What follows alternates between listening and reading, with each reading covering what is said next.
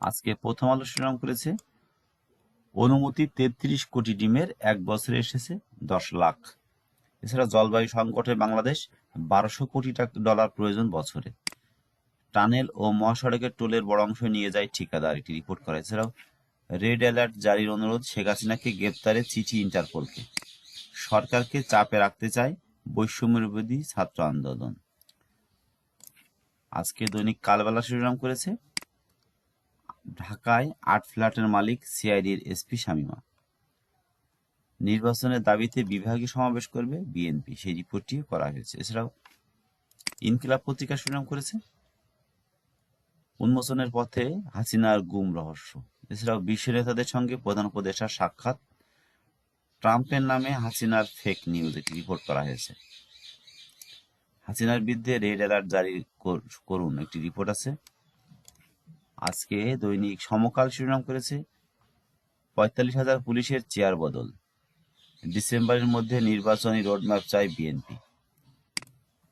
জলবায়ু ঝুঁকিপূর্ণ দেশগুলোর জন্য পর্যাপ্ত সহায়তা চায়, সেই রিপোর্টটি করা হয়েছে সমকালে। এছাড়াও হাসিনাকে গ্রেপ্তারে রেড অ্যালার্ট চেয়ে ইন্টারপোলের চিঠি, একটি রিপোর্ট আছে।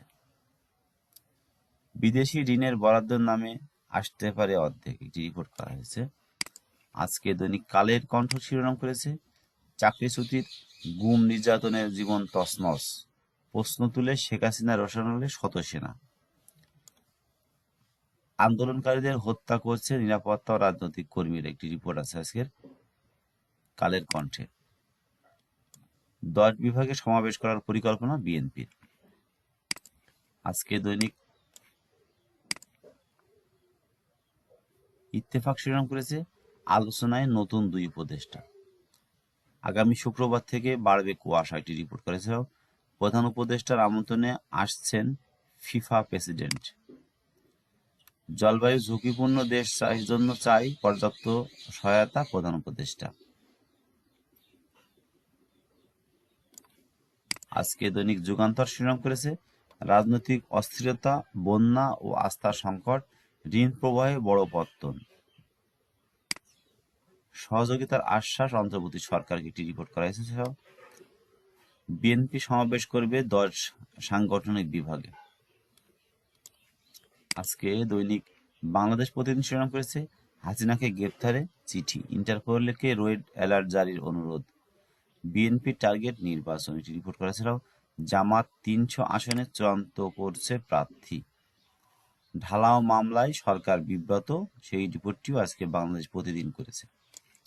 আজকে দৈনিক আজকের পত্রিকা শিরোনাম করেছে অবহেলায় অভিযোগ 2/3 ঠিক।